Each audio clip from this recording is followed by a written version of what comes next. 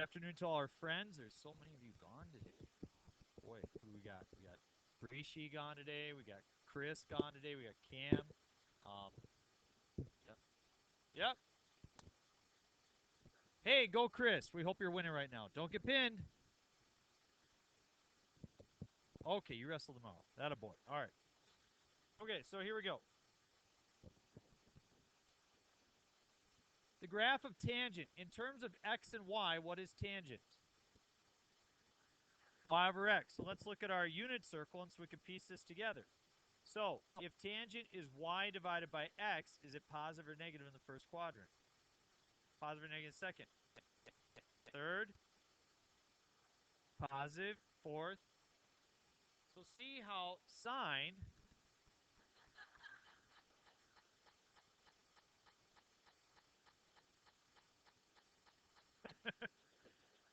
sine went positive, positive, negative, negative. It required 4 quadrants to be able to complete its cycle. But tangent goes positive, negative, positive, negative. So it only requires 2 quadrants to repeat its cycle. So therefore, the period is not 2 pi divided by b, but rather, pi divided by b. In order to identify the horizontal shift, we do bx minus c and set it equal to 0 and solve. I probably won't be giving you problems like that in your assignment. It's just really not that big of a deal, and they don't really come up that often within calculus or other applications. But I will say this. If a is negative,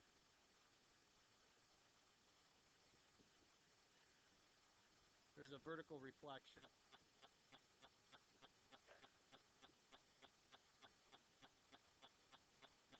And that's something that you think are familiar with. So we will generate the graph of tangent. The period of the parent graph is going to be pi. So divide it up.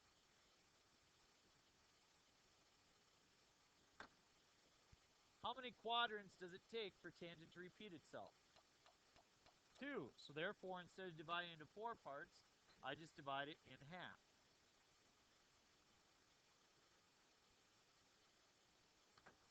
Because of my unit circle, we said that tangent was positive in the first, negative in the second, positive in the third, negative in the fourth. So therefore, it just requires 2 quadrants to be able to repeat itself. Now, tangent, you said, is y divided by x.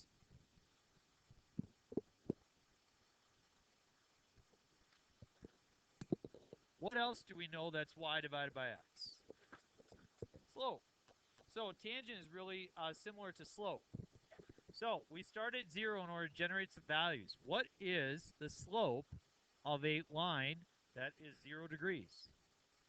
0. How about the slope of a line that is 45 degrees? 1. How about the slope of a line that's 90 degrees? Undefined. So think about this.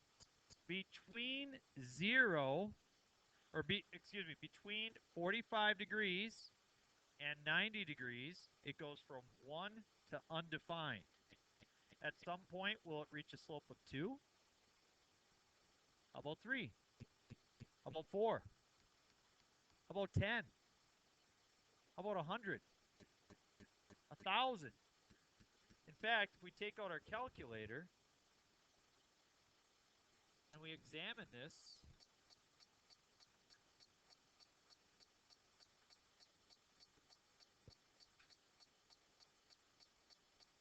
I go into y equals, I type in tangent of x,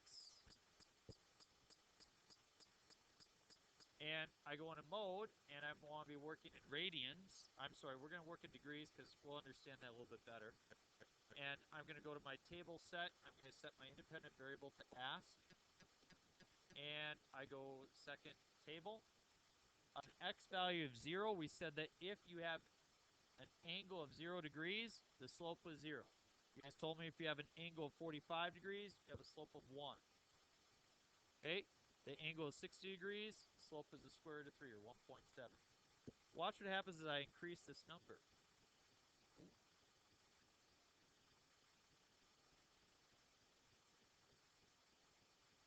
11. 57. What about like 89.98? 2,864. What's happening?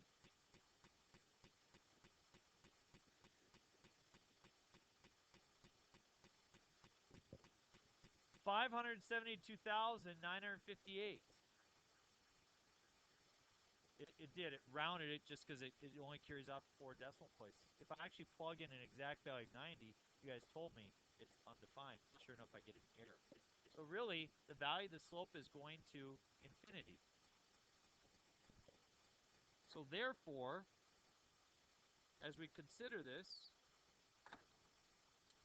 we know that at pi over 2, or at 90 degrees, the slope is undefined. That will create what we call a vertical asymptote.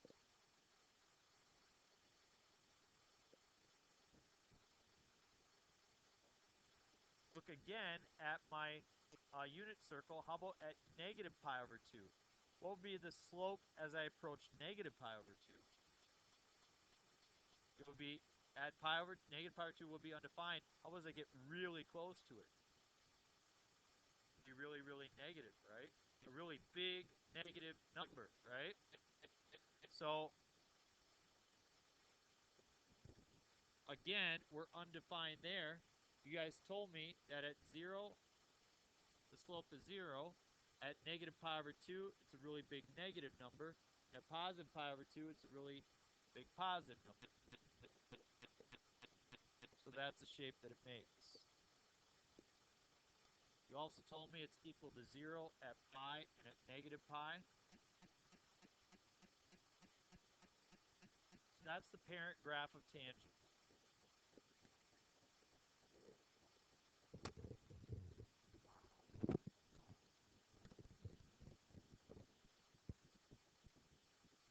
You guys ever do that? Okay, cotangent. How is cotangent related to tangent?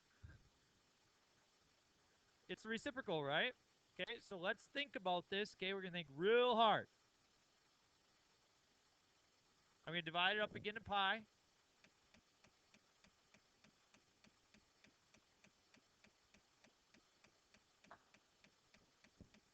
Tangent is equal to 0 at negative pi and at 0 and at pi. What's the reciprocal of 0? Undefined. Because if I write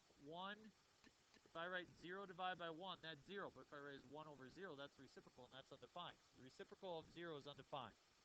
So therefore, it's not equal to 0 at negative pi, but rather it has a vertical asymptote. At 0 as well, and at pi.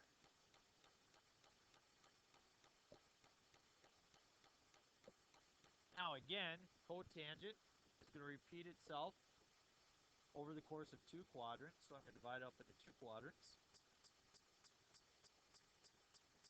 I have 2 quadrants on each side, so I'm showing full two periods here. Now it looks like tangent is undefined at pi over 2. What's the reciprocal of undefined? 0. So cotangent is equal to 0 at those spots.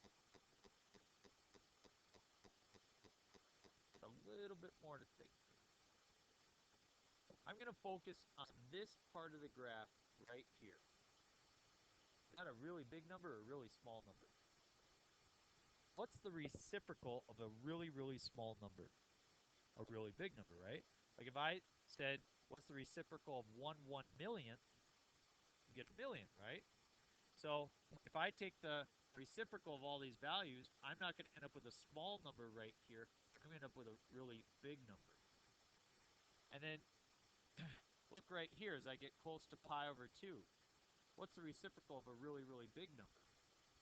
A really, really small number. And then it continues on like so. So this is what the graph of cotangent looks like. So there's a lot of similarities. It goes in the opposite direction. It's balanced a little bit differently. That's what we're going to write out in our next set of notes, and we're going to do 4 problems. So flip it over.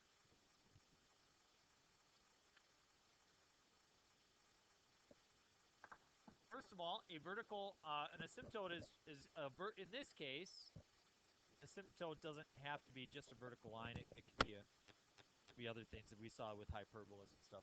But in this case, we'll call an asymptote a vertical line the graph approaches but does not touch. They are important to create the structure of the graph, though they are not the graph.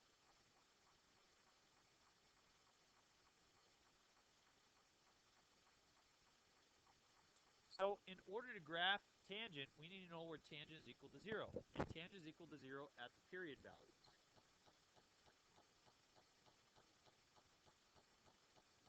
So we identified that tangent had a period of pi, so therefore it was equal to 0 at negative 2 pi, negative pi, 0, pi, 2 pi. And it was undefined halfway in between periods.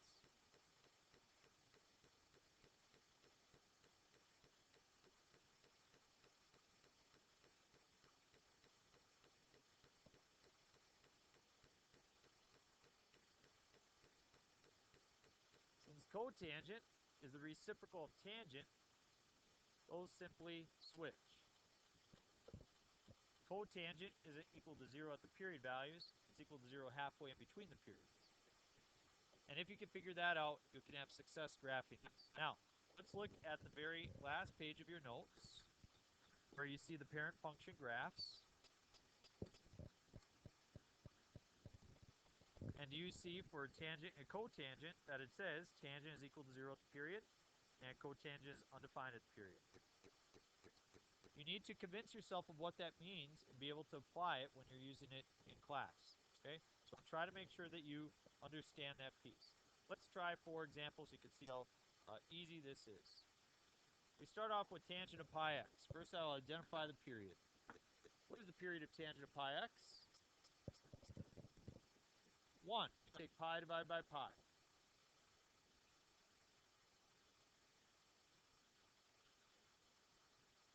So I mark off the period, 1 and negative 1. Now I'm going to divide it into 2 parts. Why just 2? Yep, 2 quadrants that repeats itself. 2 quadrants that repeats itself. Now is tangent equal to 0 at the period, or is it undefined at the period? So at those period spots, every 1 unit, I place a dot. What else do we know about tangent? Undefined halfway in between, right? So halfway in between, I draw vertical asymptotes.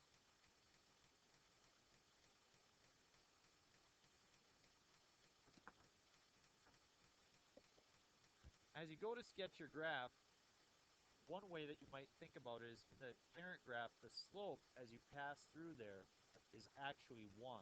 Whereas if you draw a cubic, the slope is actually 0 as you pass through the middle. But here, the slope is 1.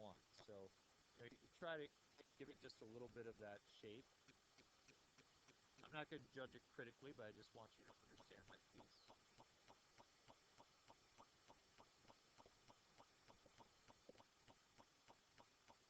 If there's a number in front, well, first of all, it's negative, so what is that going to do? It's going to create a vertical reflection. The number in front will actually tell you the slope as it's passing through that middle spot. So I kind of try to draw about a slope of 1 here. If you wanted to, you could try to draw a slope of negative 2. It's really not that important. But just in case you're curious, curiosity is good. All right, what's the period for this one? Pi.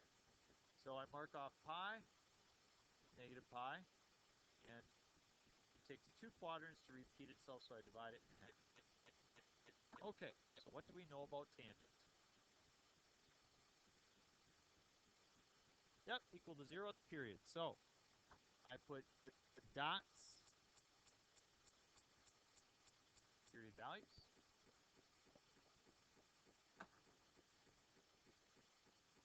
Undefined halfway in between.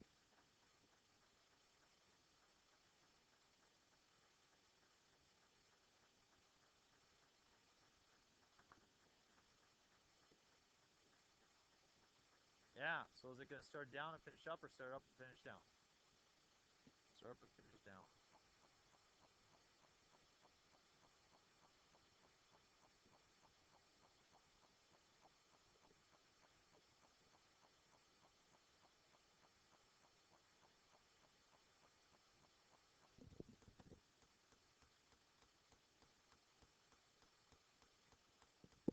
Oh, right here?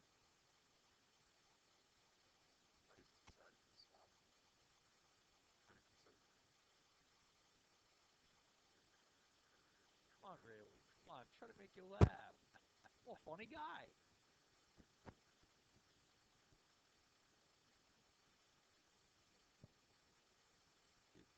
No air fist bumps? Oh, all right.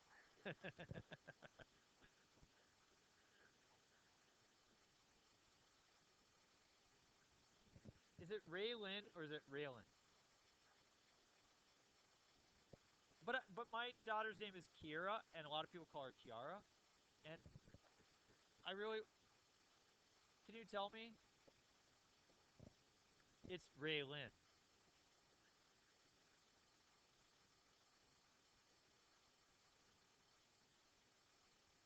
Okay. All right. Do you know what your name means? You don't. I'm gonna look it up. I have this tool. It's called the internet. I can use it. Okay. All right. What's period? 4 pi. Way to go.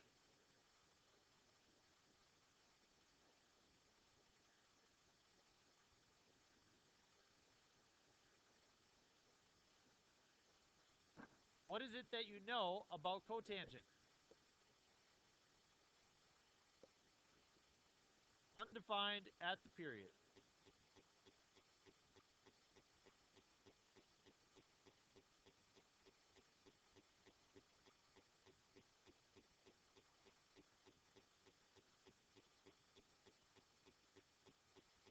That was good teamwork there. Cotangent's undefined at the period. So instead of drawing zeros, I draw vertical asymptotes. Now, what do I know? Yep, equal to zero halfway in between. Does cotangent start down and finish up or start up and finish down? Isn't this fun?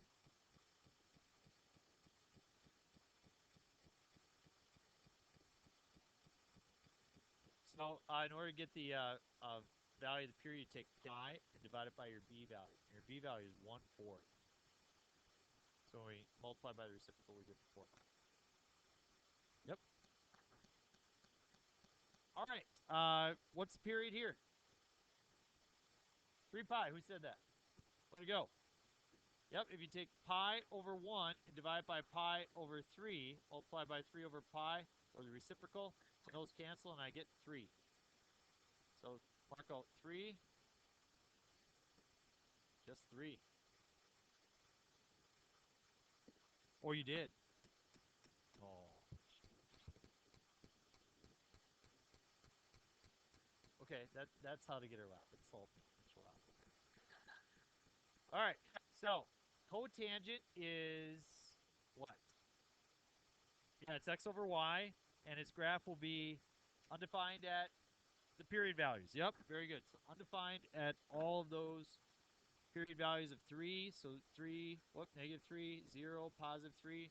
Vertical asymptotes or asymptotes, however you'd like to, whatever syllable you'd like to emphasize. Oh, I don't know. Yep. Okay, and then it's equal to 0 halfway in between. And is this going to start down and finish up or start up and finish down? Start down and finish up.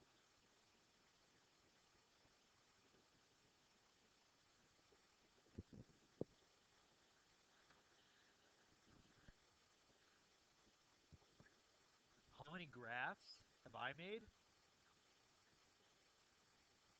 I'm quite confident I'm, you know, approaching 100,000.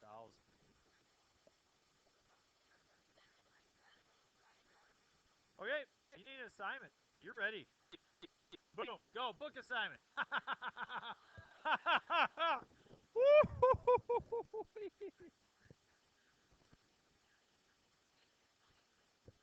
Test day, which day?